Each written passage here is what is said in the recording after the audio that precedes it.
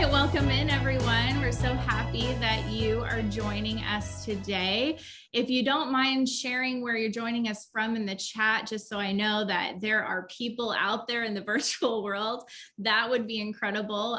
We're watching the chat right now just to see who is here. And my name is Bree Jensen, and I am the Outreach and Partnerships Officer at the Graduate School of Education and Psychology at Pepperdine University. We have an incredible team with me here today for this webinar, and we're just so thankful that you would join. Maybe they want to do a little wave and say hello. You're going to hear from all of them today, so you will get to know all of us really well. And we're, again, just really happy that you would join. Today's webinar is how to use social entrepreneurship to break barriers in the workplace. And we have had some challenges in 2020, 2021 with all the different changes in the workplace, and social entrepreneurship is coming up stronger than ever. And I cannot wait to hear from our panelists on their perspective in the workplace and how we can use social entrepreneurship. We have a quick activity for all of you before we get going with this, because we love to interact. If you don't mind going, you can do this on your phone, your tablet, your computer, whatever electronic you have. And what you're going to do is go to menti.com, and then at the top of the screen, you see the code there at the very, very top. You can put in that code. And what we'd like to know from all of you, just so we can keep the conversation relevant to what you're going through right now, we'd like to know, what are 3 words that describe a barrier you faced in the workplace? What are 3 words that describe a barrier you faced in the workplace? This is anonymous, okay? Nobody's going to call you out for this. We just are curious to hear what you're thinking. And I'm going to give you a few seconds. Oh, good. We're getting the answers coming in. Fantastic. So right away, we see gap, gender, yes, wage. Absolutely. We'll see what else comes in here. Here we go. Discrimination, values, bias, education. Interesting. Well, you're in the right spot to talk about education. Culture. Yep. Racism. Confusion. Age. Yep. Salary, overworked. Yeah, that's something I think that we're all trying to find. I don't know if balance is ever a thing, but prioritizing in the right season. Awesome. Well, I want to thank all of you, and you can keep your answers coming. It's kind of fun to see this. So you can see in the middle, gender and gap have gotten bigger. So what that means is that several of you have answered that. So that's a key concern in the workplace that we can highlight in our discussion today. And so as we're seeing what's getting bigger and bigger, it doesn't mean that the things on the outskirts aren't important. Those are also very important. So what I'm going to do is take a screenshot and add this to the chat so that we can continue the conversation with this. And I look forward to hearing from our panelists. I'm really grateful that they would come in today. Coach Chris is here. He actually is an alumni from the program. And I think I forgot to mention that I'm a current student going into my 2nd year of Social Entrepreneurship and Change Master's program here at the Graduate School of Education and Psychology. It's incredible. I've really seen a transformation in my life. I know that can sound cliche, but it's really true. And I can share story after story of why. And Coach Chris is a colleague of mine that has also gone through the program, and I'm sure he has many stories. In fact, he shared some with me, and he's going to be facilitating the panel today. So I'm going to toss it over to Chris. Thank you so much, Coach Chris. All right, thank you, Bree. Thank you all for being here today, and thank you to our panelists. It's really great that we were able to see that I was able to write down a few of those words before you took it down. So I definitely want to include those into the panel today. So I want to go ahead and just introduce who we have. Some really great people, very talented people who have been in the social entrepreneur space for many, many years. And they are here today to share a little bit about their experience and how they show up as social entrepreneurs and how they're making change in the world. So first up, we have Alex O. She's the managing partner of Olay, a culture consultancy committed to creating meaningful connections and building greater engagement in the workplace. She's done a lot of great things, including being a professional golfer. Next up, we have Roz McGinnis. She currently works at United Negro College Fund as an area development director, and she covers the South Carolina and the Tennessee area. To date, Roz has secured over $65 million in support of post-secondary institutions and nonprofits. Next, we have Rob Ryan, who is a proud dad and a founder of Growth Hacks, where he is a leading relationship strategist, connector, a mentor to the entrepreneurial economies in Americas. He was born and raised in Chicago. He attended Arizona State, and he's a podcast host of Mentors Today. So be sure to check that out after the show, well, after the panel. And last, we've got Colleen Egan, who's executive director of Berkeley Food and Housing Project. She specializes in working with people with mental health illnesses, and she's too is an alumni of the Social Entrepreneurship and Change program here at Pepperdine. So with that, I kind of want to go and just jump right into the questions. And so jumping back to those questions that we saw on the screen earlier from the audience, we saw words like gender gap, age gap, wage gap. So maybe let's toss directly to Alex. What do you think about those words? Like when it comes to being a social entrepreneur in 2021, how do you see you representing in your company in Olay? How are you addressing an issue like age gap or gender gap, or what was another, age and gender and wage? Those are the three big ones. How are you addressing that today at Olay? Yeah, absolutely. Well, first off, thank you. It's wonderful to be here. And in regards to kind of like the work that we do, it's all about creating spaces for people to explore. I think for me, how I came into social entrepreneurship was being in the nonprofit world as well as the for-profit world. And when I was in either one of those worlds, I had a bunch of roles and identities cast onto me. And it kind of felt like I was put into so many different boxes, whether that was through gender, whether that was through race, whether that was like any other label that others decided to cast upon me. So social entrepreneurship was really that space where I started having the time and the people to kind of explore and dismantle what it meant for me, how I saw myself within some of these labels and identities, and what it meant. And so kind of what we do at our work in Olay is largely about creating and expanding that space for people to explore these different identities and labels that they themselves didn't step into, but others kind of pushed onto them, and figure out like, hey, does this resonate with me? And if it doesn't, then what are my own values? What are the different ways that I want to build, contribute, connect with other people?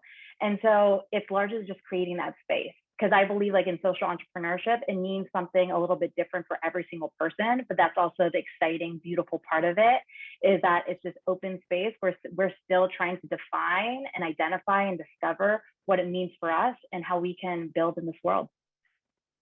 Great response. Representation matters, conversation matters. Colleen, I want to go to you. Maybe can you build off of what Alex was saying when it comes to there's so many different definitions of what it's like to be a social entrepreneur. What is that? What is your take on that?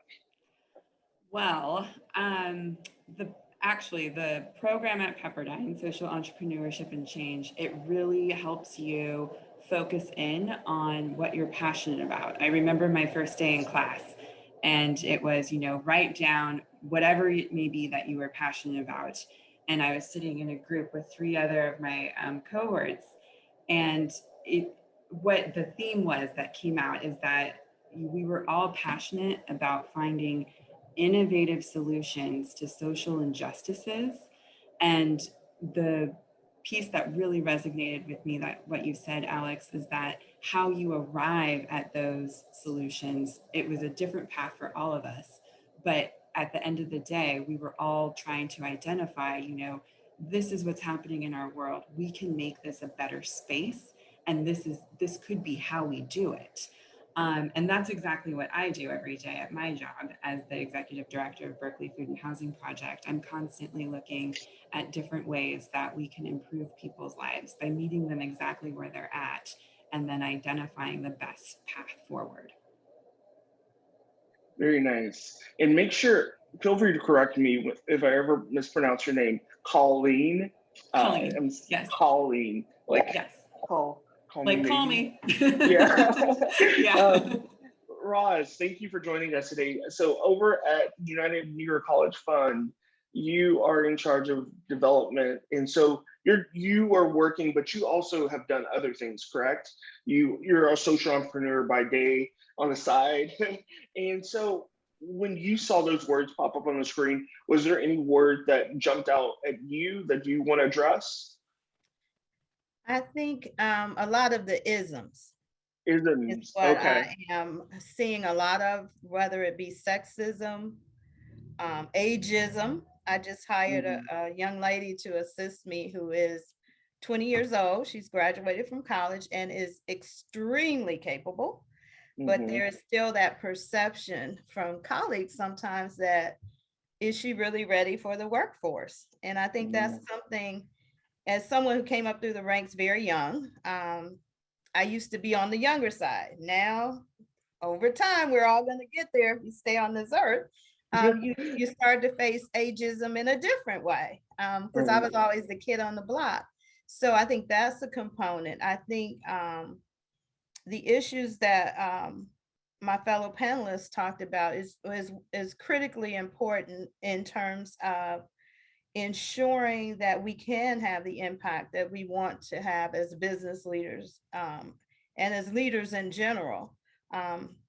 As you shared, I'm currently working at United Negro College Fund as a fundraiser, but my heart, my passion, and what this job allows me to do is really serve as a social entrepreneur in the states that I serve. So I control my own, I call them my communities, if you will, that I work with. And it's more than just fundraising for me. It's about ensuring that all students have access to an education.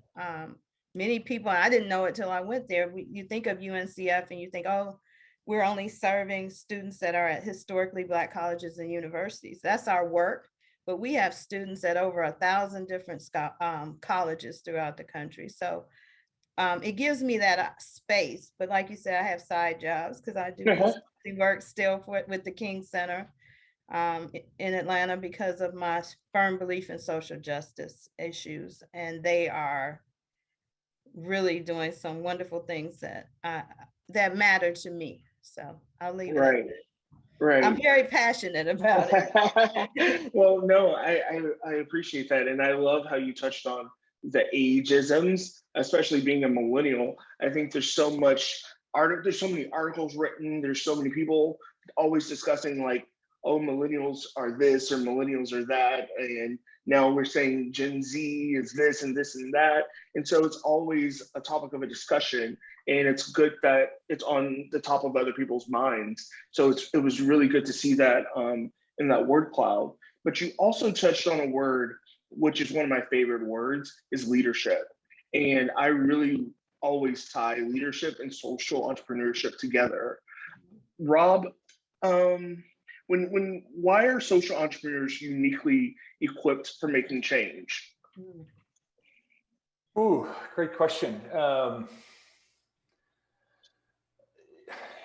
of the answer might just be in their aspirationalism, right? And the idea that they, we, and I'll say we, collective we today, not so much we, are just super focused on solving real world problems, right? Whether they be real world problems that they face themselves in their own life or their own circumstances, or real world problems that they identify in the lives of others.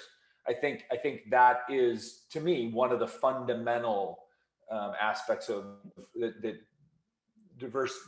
divergence between social entrepreneurship and, let's just say, traditional as it said in the opening panel, like Silicon Valley-esque high, fast growth entrepreneurship. I think that's a big differentiator. If I might, Chris, I also want to add something that I think maybe will help contextualize the rest of the conversation, if it's okay. Absolutely, go for it. So I want to tackle something right out of the gate. Hi, I'm the white, straight, 53-year-old, like privileged guy, right? I was just by nature of the fact that I look like this and I am the age that I am, born in the United States, born into immense privilege.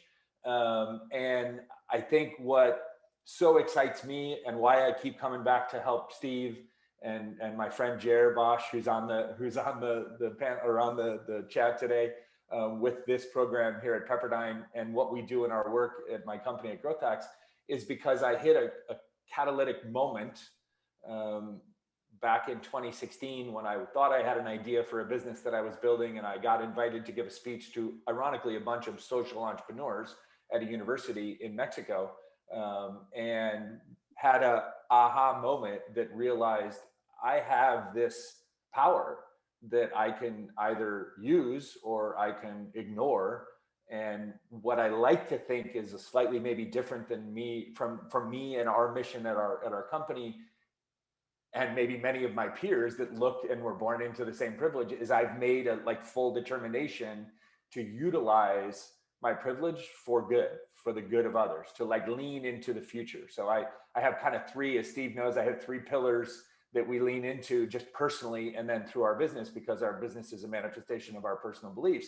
But I'm leaning fully into the future. I'm leaning fully into supporting Brown, Black, and women founders. And I'm literally leaning into millennials and Gen Z, because ultimately it is you that is going to build the world that I eventually will no longer be a part of 30 or 40 years from now. And I think that resonates a lot. I didn't do that to self-aggrandize, by the way.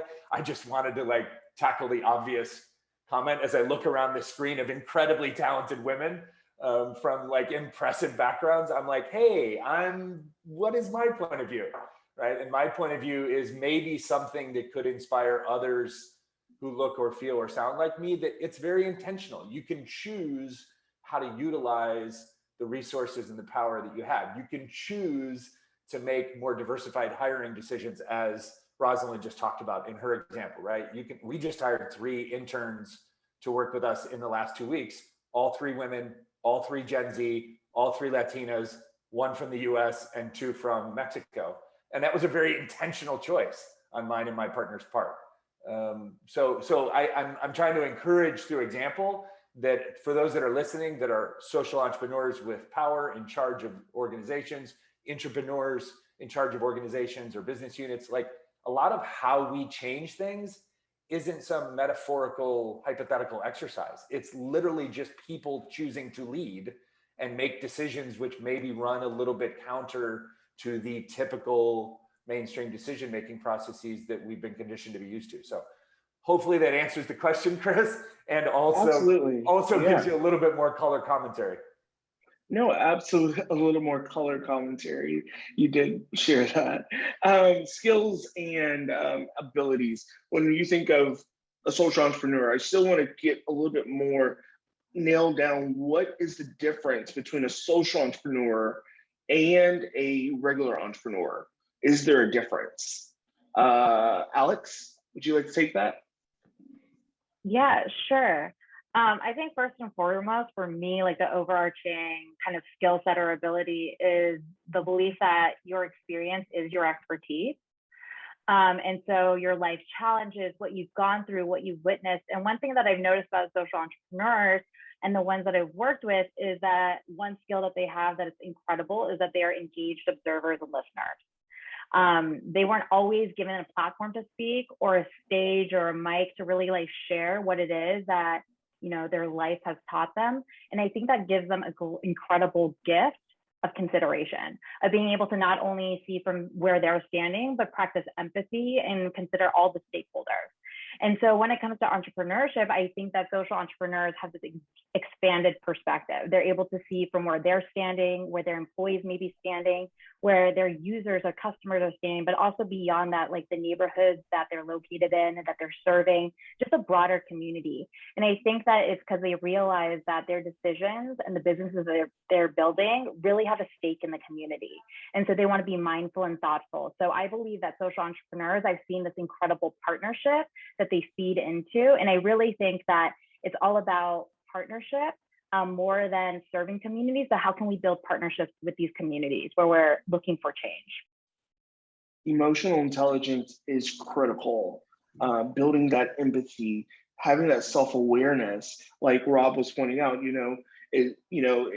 that's what a lot of people, that's what I think it takes to move the needle, is having that level of self-awareness and being able to say, hey, I know not only do I have power, but I can do something with it and something good with it. And that's a good definition of what a social entrepreneur is doing something for the community that they're trying to serve. We actually had a great comment in the chat box, I think right after Rob spoke. Their name is Chidima. It said something like, sometimes things that are not talked about is your name. Sometimes your name precedes you. It's on a resume or your business card or a name badge, and we change our name to fit in. I've seen a lot of my colleagues do that. I've seen a lot of people in classes do that.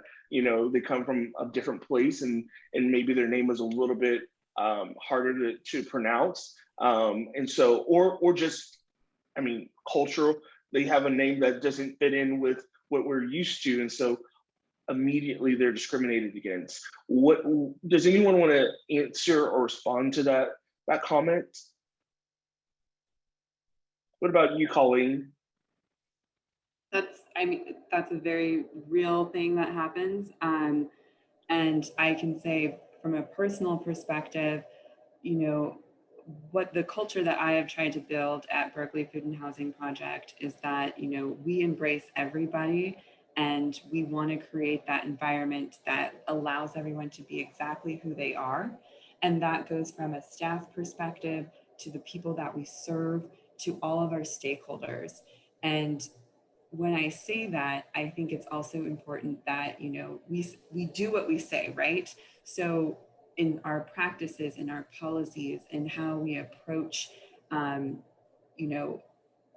implementation of this, I think is very important. And to do so, and to do it with mindfulness and empathy, is that we have those conversations and, make sure that everyone feels welcome, and how that welcome, what does that welcome mean to you? And how do we make that so that, we continue to build on it? Because not only is that, it's not only name, it can be, as we've talked about, age, race, gender, a variety of different things that really stop people and make them feel like maybe this isn't the place for you or for me. And it's been my goal to, to really figure out, where does that start? And then how do we end that? How do we break that barrier? And I don't have a one-stop solution for that. We're still in process. And the thing that I'm proud of is that, we acknowledge that, and we're trying to find the solution to it. Right. I want to go back to Rob.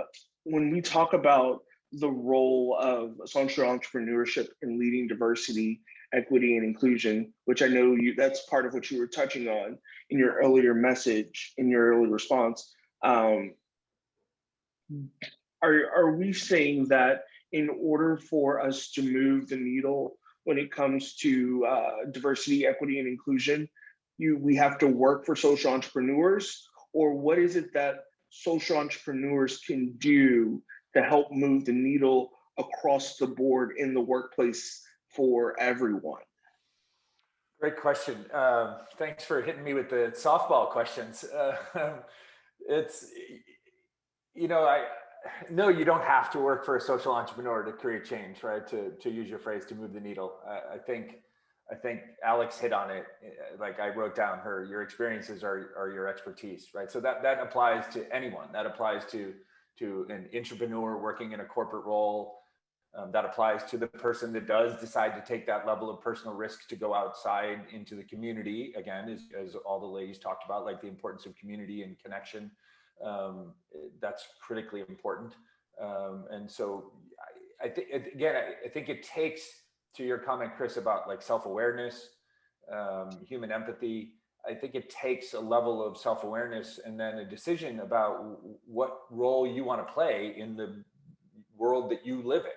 Right. And we could talk the world, or we could talk just the world of our local community or our company or our organization.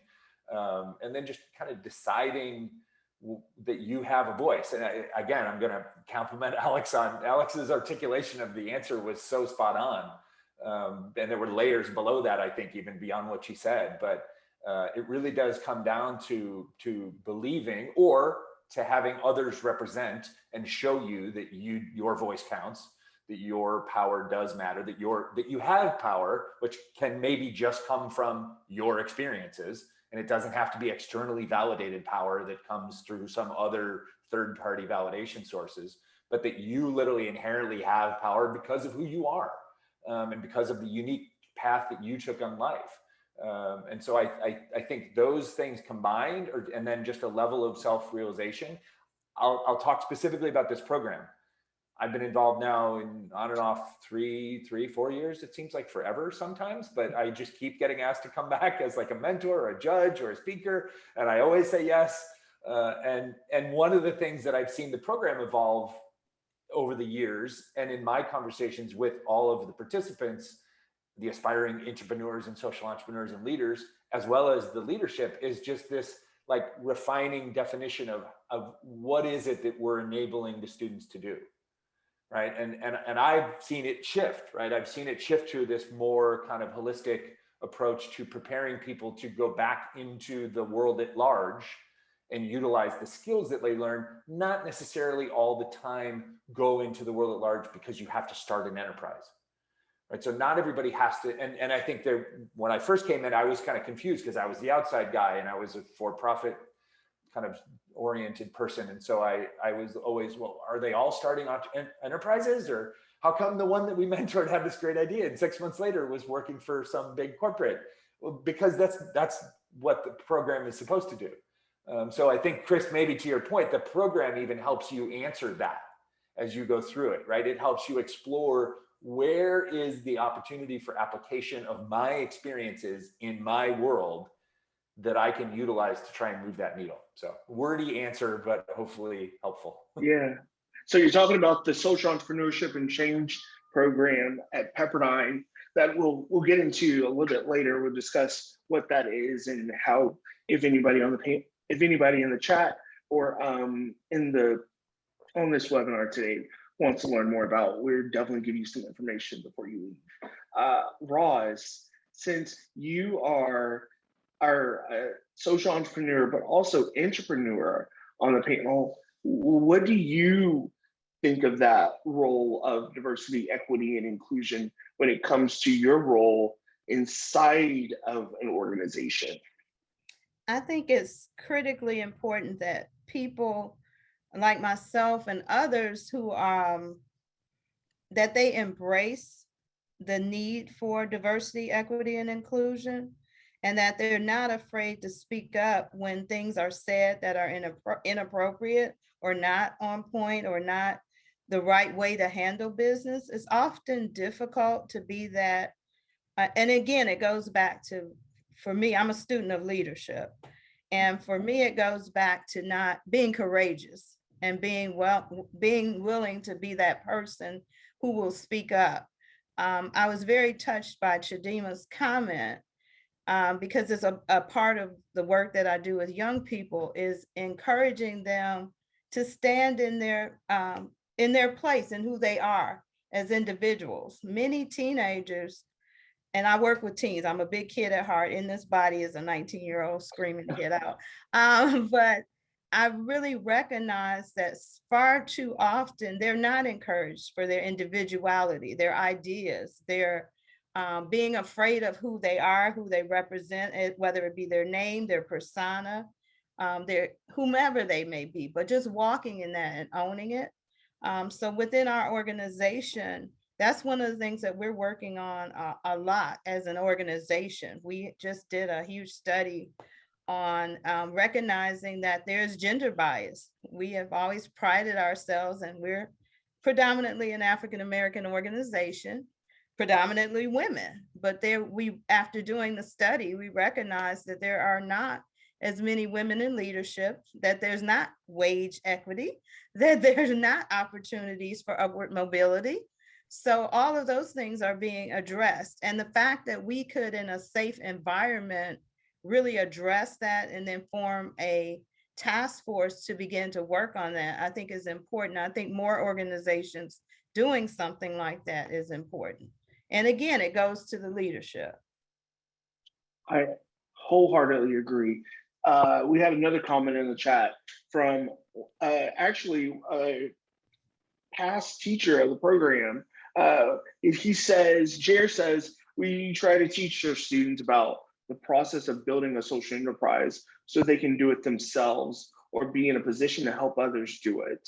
As an investor, a consultant, a government agency rep, a board member for a nonprofit. Those are all great examples, Jer. I really appreciate you sharing that, because that's really what I kind of wanted to go to next. Is we've had this great discussion around the workplace and how social entrepreneurs can make change. And now I kind of want to go to the place of other roles that you can be. You don't always have to be an executive director or a entrepreneur per se as your title. There's other roles and titles, like Jared pointed out. You can be on a role on a board of a company. You can join a group. What are some other ways people can make social change and stand up and advocate for change in their organizations where they are today? Alex, how about you?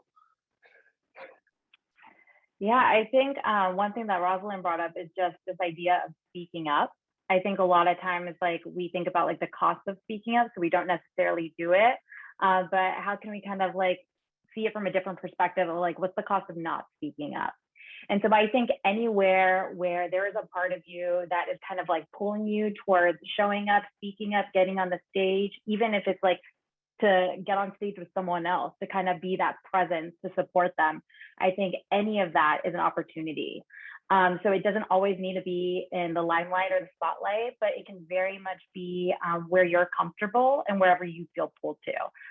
Because with everything, I think that we always aspire to be or show up in a certain type of way.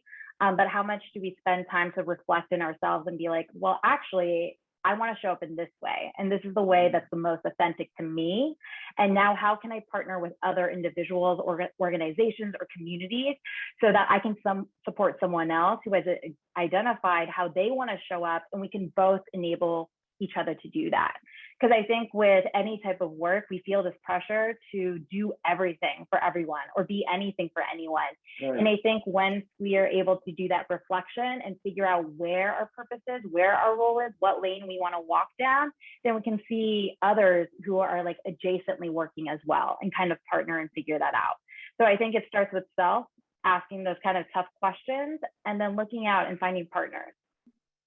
Yes. It's basically what I'm hearing you say. It's standing up, stepping in the gaps, showing up, and not being afraid of being vulnerable, being able to put yourself in an uncomfortable position sometimes or an unfamiliar position. And it's really about advocating for change. When you see something, say something. We tell our children that, right? Raise your hand. But when we get to the workplace, sometimes we forget that little tip. And I know, and like I said, we're going to get into more about the program that Pepperdine has, and it's really starting to build out a lot of the things that we're talking about today. I just kind of want to refresh our memories of some of the words that we've kind of discussed when we talk about social entrepreneurs. We talked about leadership. We talked about emotional intelligence, that self-awareness, that empathy, that relationship management, the partnerships, advocating, standing up. Some other things that I wanted to kind of get to, and I see we do also have another comment in the chat, which is what I wanted to get to, are some other names of what you could potentially be as a social entrepreneur or a social advocate. What are some of those roles that you can take? Like if you're looking online and on Indeed, like what can I do if I don't want to start my own business, but I want to kind of do something? What do they call that? Maybe Colleen, I see you shaking your head. Do you have a few names that you may want to share of roles or opportunities? Absolutely. And I can share with you quickly that I started my career path as a job developer, working with people who have disabilities and breaking barriers to find them employment and help them sustain it.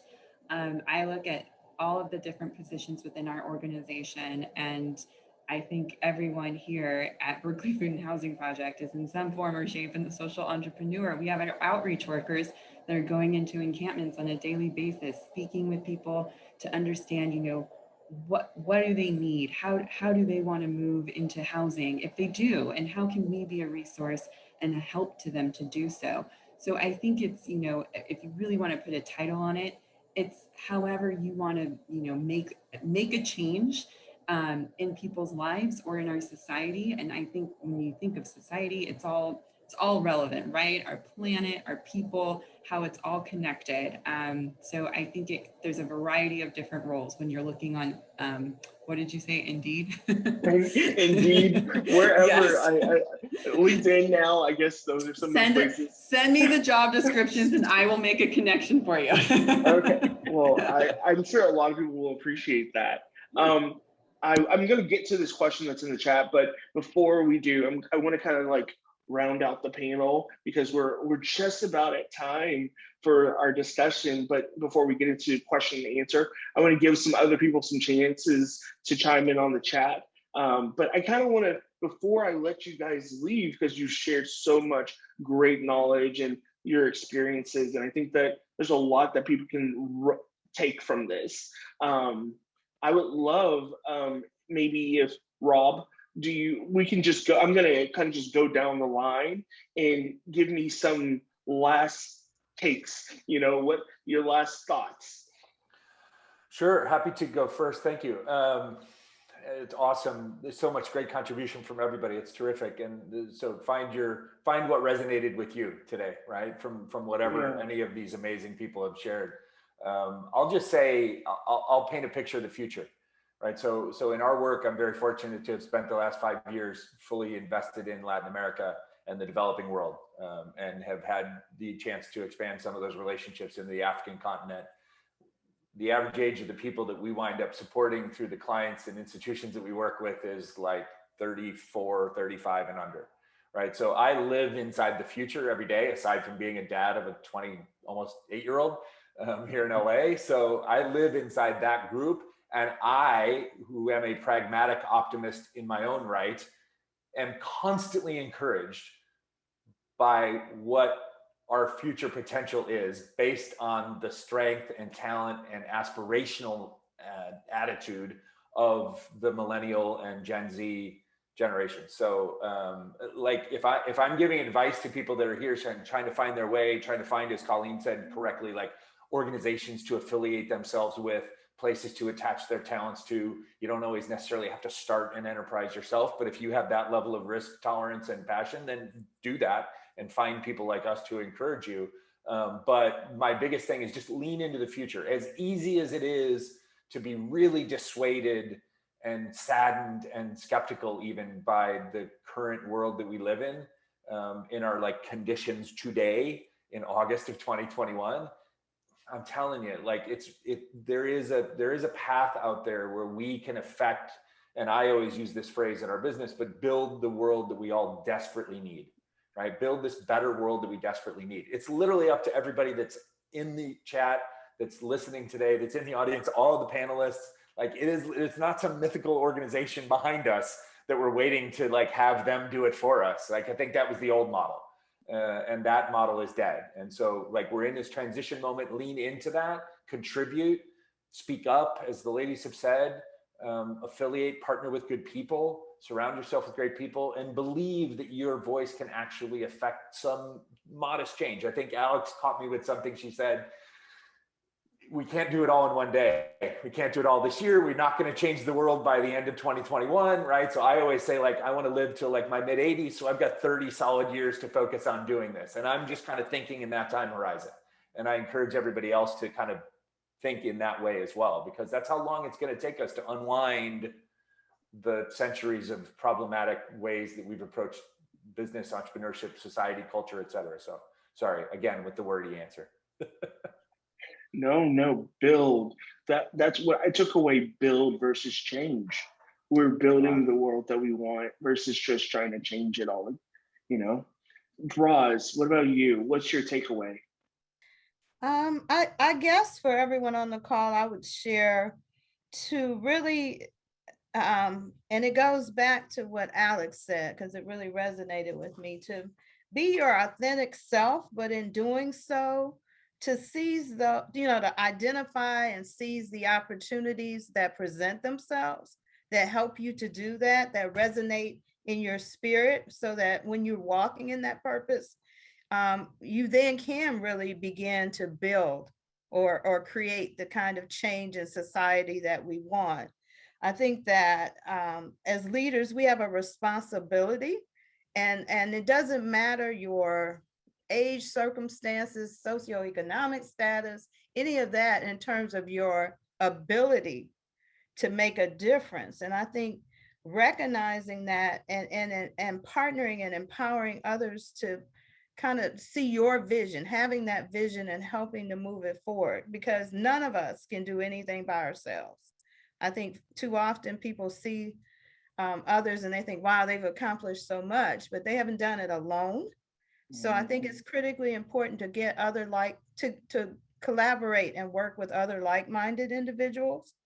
I'm really new to this group in terms of learning the work of Pepperdine, but I'm very impressed by what I'm hearing just from today, in the sense of what can be accomplished. And it's always good to be around others who share that same passion and vision for the work.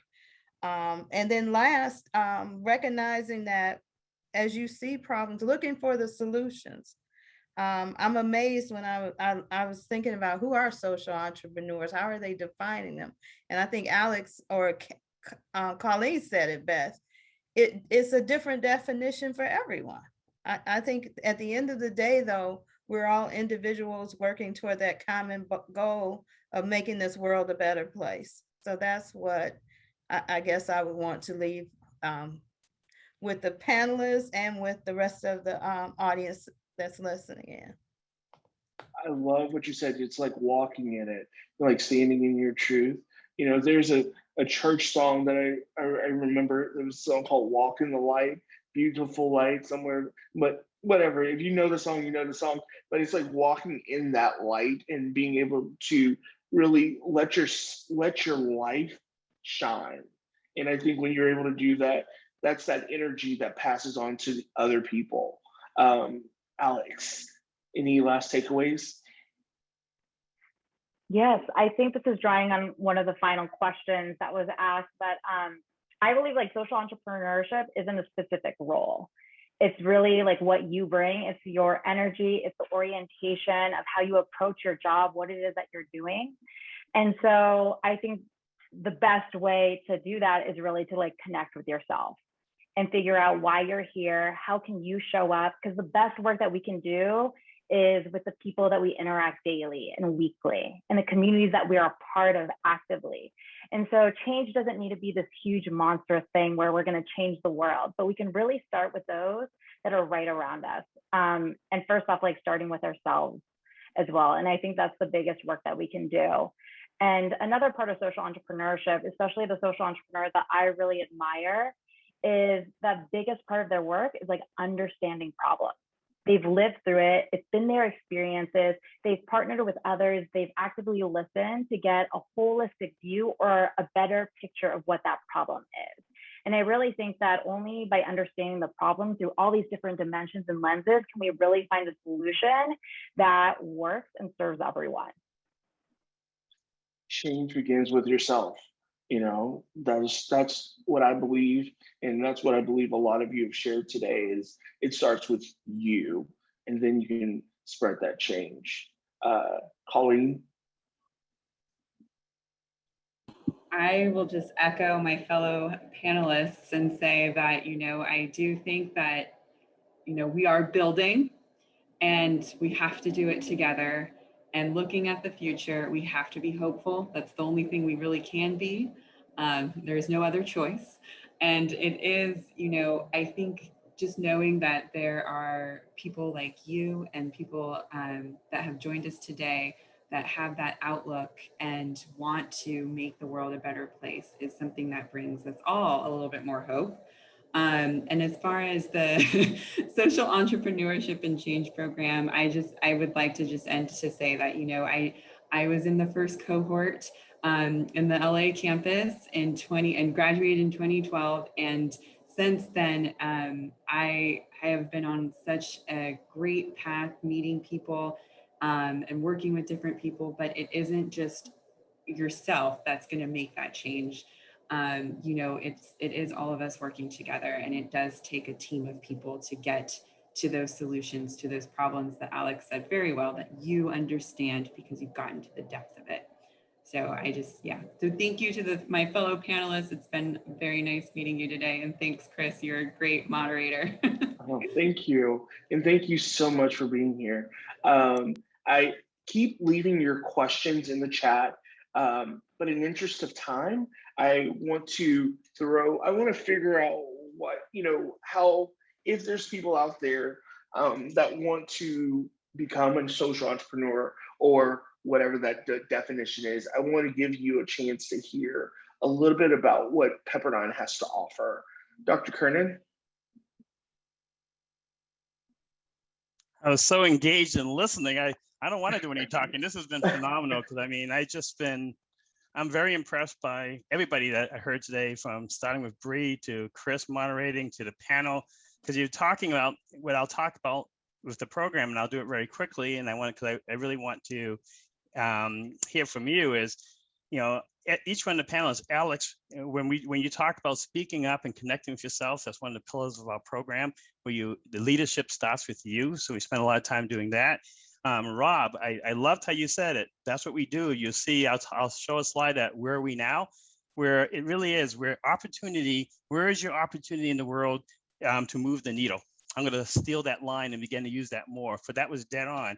And then when Rosalind, ageism, you brought it out. We're both these 19-year-olds playing around here. I'm just like you, but I love and we purposely go from the Gen Z to the millennials to the baby boomers. And yes, I am a baby boomer. I'm proud to be on the bottom side of it, but I am a baby boomer. And I think it's very important to have that mix, to learn how to play in the sandbox and work together. So I loved hearing that.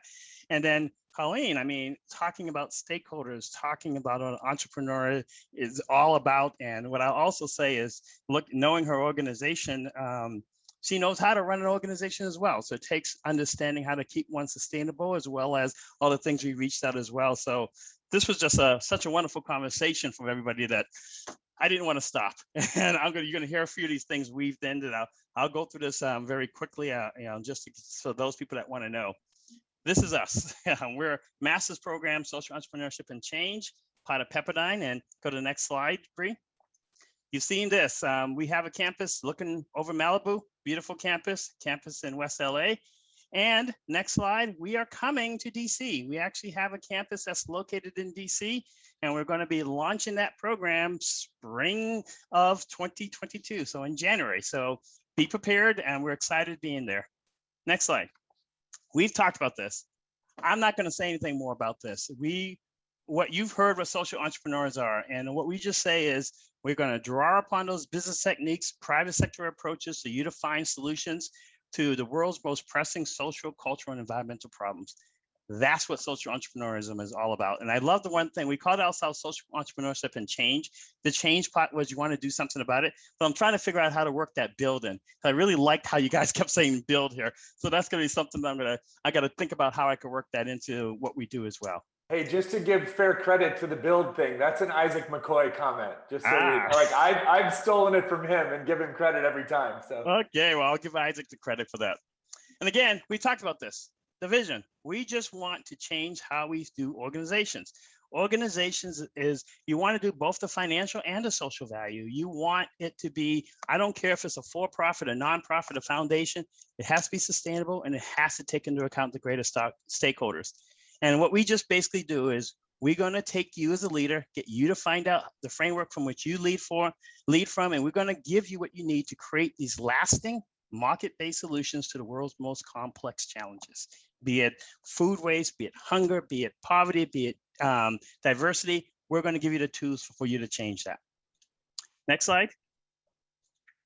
One thing I just want to point out about this, you heard a little bit from Jer Boucher. He used to teach our Capstone course and he retired last year, but still involved as our advisory. But what we say is our faculty are very important because yes, we got the highest terminal degrees, be it a specialized master or a doctorate.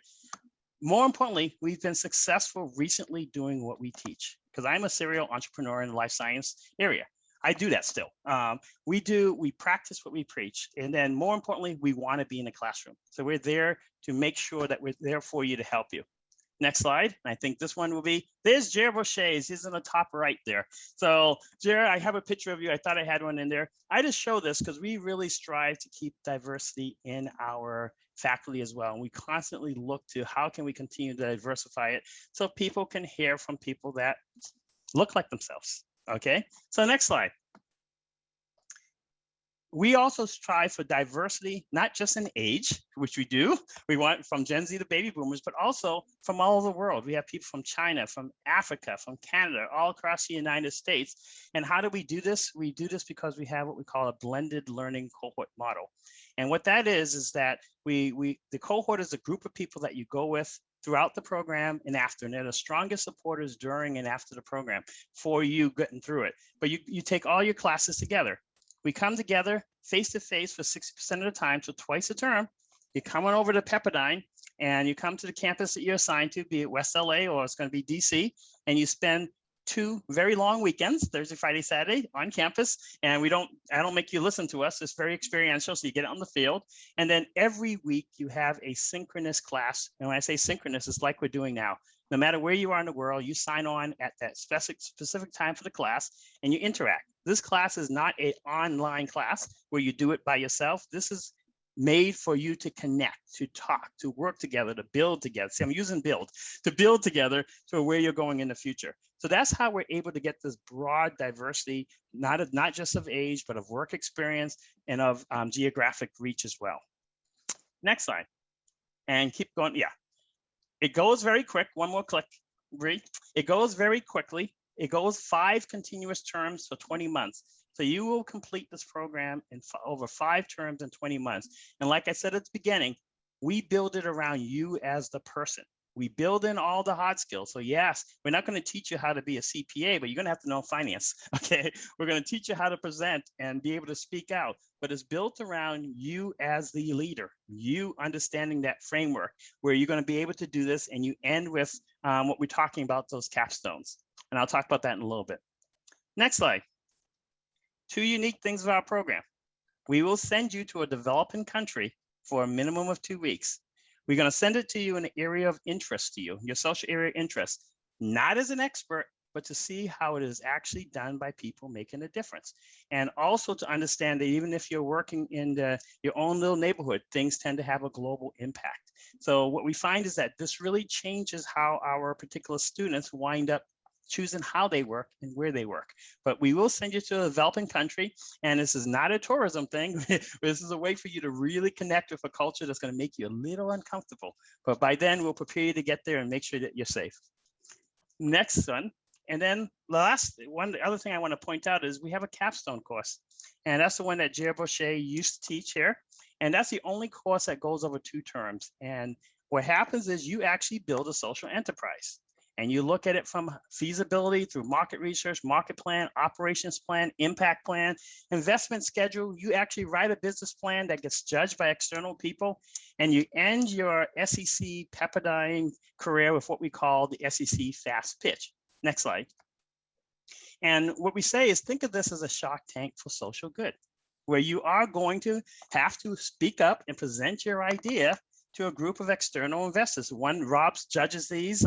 Isaac McCoy, who used to be part of the Obama administration, will judge this as well. This is a way where everybody will create an enterprise, and they'll pitch their idea. And we have winners that will get some cash prizes with which to start their various enterprises. But it's a wonderful way to end it. And as Jared said in the chat to everybody, and what Rob said is, why are you building? Why do I have to build an enterprise if I'm not going to be an entrepreneur? Next slide, I'll tell you why. Where are they now? The reason being is, whether you are going to do this yourself or do it within an organization as an entrepreneur, you have to understand the various pieces here, okay? So by understanding how to put one of these together, you're going to be able to fit this in a lot of different ways. For instance, next slide. 20% of our students go on and earn a doctorate. They want some additional painful torture. So I write a lot of these recommendations, and they go on and earn a doctorate both as Pepperdine and elsewhere.